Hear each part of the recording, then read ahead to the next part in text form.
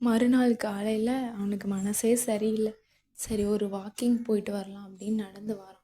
நடந்து வந்துட்டுருக்கும்போது அவள் அத்தை பொண்ணு ஒரு குழந்தையோடையும் பக்கத்தில் ஒரு ஆளோடையும் அவன் பார்த்ததும் ரொம்ப ஷாக் ஆகிட்டான். ஷாக் ஆகிட்டு ரொம்ப வருத்தப்பட்டு மனசு ரொம்ப உடஞ்சிட்டான். உடஞ்சி போய் அவள் எங்கே இருக்கான்னு அவள் வீடை தேடி வந்து அவகிட்ட வந்து ரொம்ப சண்டை போடுறான். அடி பாவி, ரீசன் வேறு எதுவும் இருக்கும்னு நான் எதிர்பார்த்தேன். ஆனால் இப்படி ஒரு குழந்தைக்கு தாயாயிட்டு என்னை காதலிக்க உனக்கு எப்படி மனசு வந்துச்சு அப்படின்னு சொல்லி அவளை ரொம்ப அவன் பேசுனான். அவளால் எதுவுமே பேச முடியல.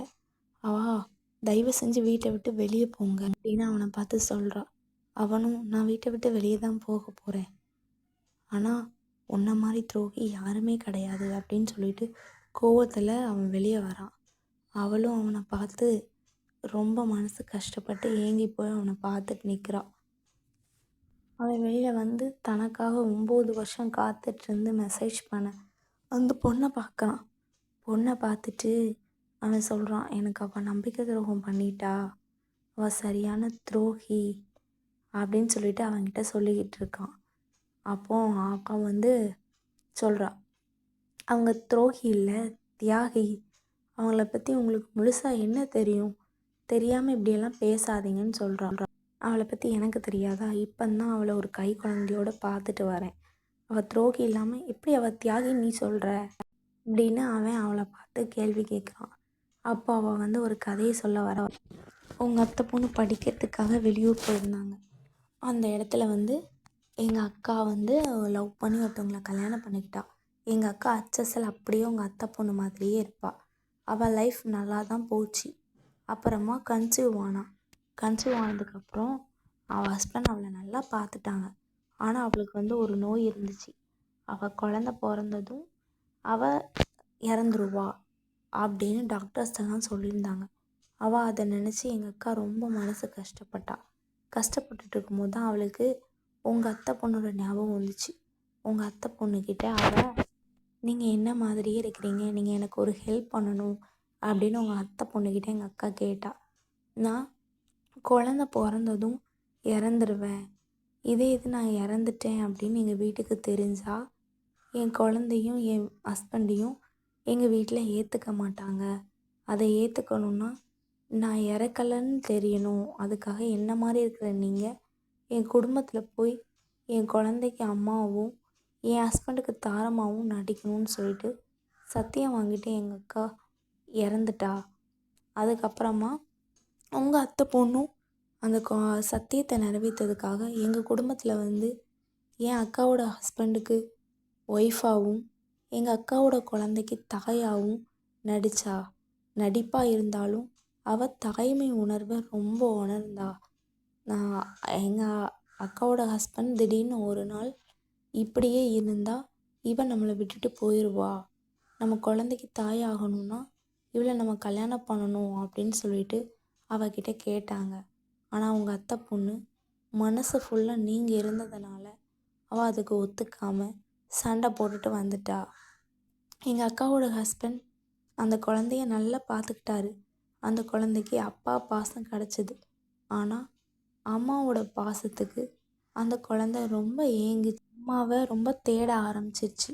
தேடிட்டு அந்த குழந்தை ஒன்று ஆளும், அப்படி இல்லைன்னா தூங்கிட்டுருக்கும். அதுக்கு திடீர்னு உடம்பு சரியில்லாமல் ஆயிடுச்சு.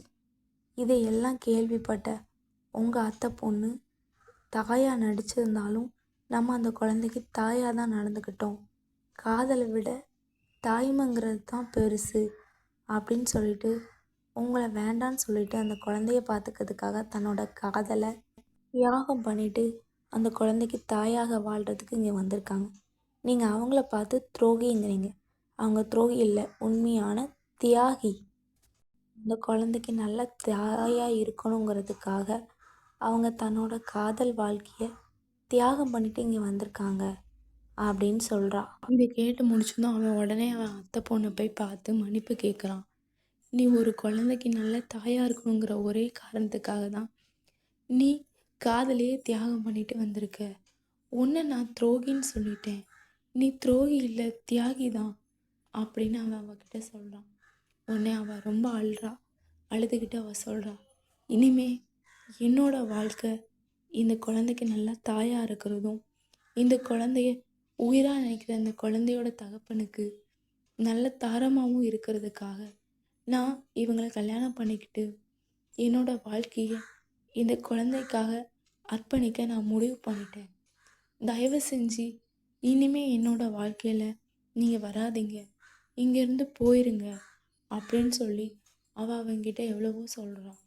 அவன் உடனே சொல்கிறான், உனக்கு என்ன அந்த குழந்தைக்கு நல்லா தாயாக இருக்கணும் அவ்வளோதானே, நம்ம 2 பேரும் கல்யாணம் பண்ணிக்கிட்டு அந்த குழந்தைக்கு நல்ல தாயாக தகப்பனாகவும் நம்ம இருப்போம் அப்படின்னு அவன் சொல்கிறான். உங்கள் காதலை ஜெபிக்க வச்சு அந்த குழந்தைக்கும் தகப்பனுக்கான உறவை முடிக்க வச்சு தகப்பன் பிள்ளை உறவை முறிச்சு விட போகிறீங்களா? இதுக்கு நான் அனுமதிக்க மாட்டேன். என்னோட வாழ்க்கை இனிமேல் குழந்தைக்காகவும் இந்த குழந்தையோட தகப்பனுக்காகவும் மட்டும்தான் என்னோட வாழ்க்கை. தயவு செஞ்சு உங்களை நான் காதலிச்சதுக்கு என்னை மன்னிச்சிடுங்க. நீங்கள் என்னைய மறந்து தான் ஆகணும், வேறு வழி இல்லை. இனிமேல் உங்கள் லைஃப்பில் நான் வரப்போகிறதில்ல. அதனால் உங்களுக்காக காத்துட்ருந்த அந்த பொண்ணை நீங்கள் கல்யாணம் பண்ணிட்டு சந்தோஷமாக இருக்கணும் அப்படின்னு சொல்லிட்டு அவள் ஆசைப்படுறா. இவனுக்கு இது ரொம்ப மனசு கஷ்டமாக இருக்குது. அவள் என்னடானா இவ துரோகி இல்லை தியாகின்னு நிரூபித்தா, இவ என்னடானா அவளை என்னை கல்யாணம் பண்ணிக்க சொல்கிறா அப்படின்னு சொல்லிட்டு சரி அப்படின்னுட்டு அவகிட்ட போய் இப்படி அவள் என்னை சொல்லிட்டா, நீயாவது என்னை ஏற்றுக்க இப்போ அப்படின்னு அவன் சொல்கிறான். அவள் உடனே சொல்கிறா, இத்தனை நாள் நான் உங்களுக்காக காத்துட்ருந்தேன். எங்கள் அப்பா அம்மா எனக்காக ஒரு குறிப்பிட்ட டைம் கொடுத்தாங்க. அந்த குறிப்பிட்ட டைமுக்குள்ளே நீங்களும் நானும் காதலில் ஜெயிச்சிட்டோம் அப்படின்னா 2 பேர்த்துக்கும் கல்யாணம் பண்ணி வைப்பேன்னு சொன்னாங்க. அந்த குறிப்பிட்ட டைம் முடிஞ்சு போச்சு. எங்கள் அப்பா அம்மாவோட கட்டாயத்துக்காக நான் வேற ஒருத்தரை கல்யாணம் பண்ண சம்மதிச்சிட்டேன். இதுக்கு மேலே உங்களை என்னால் ஏற்றுக்க முடியாது. எங்கள் அப்பா அம்மா ஆசைப்பட்ட மாதிரி தான் என்னால் அவங்கள கல்யாணம் பண்ணிக்கிட்டு வாழ முடியும் அப்படின்னு அவன் நினைக்கிறான். நமக்கு அவளும் கிடைக்கல, இவளும் கிடைக்கல அப்படின்னு சொல்லிட்டு அவன் வாழ்க்கையே வெறுக்க ஆரம்பிச்சிட்டான். நமக்கு காதலில் அதிர்ஷ்டமே இல்லை, நம்ம அதிர்ஷ்டம் கெட்டவன் அப்படின்னு சொல்லிட்டு ரொம்ப மனசு உடஞ்சி லாந்த ஆரம்பித்தான். அவனுக்கு பிரேக்கப் ஆனதை அவனால் தாங்கிக்கவே முடியலை.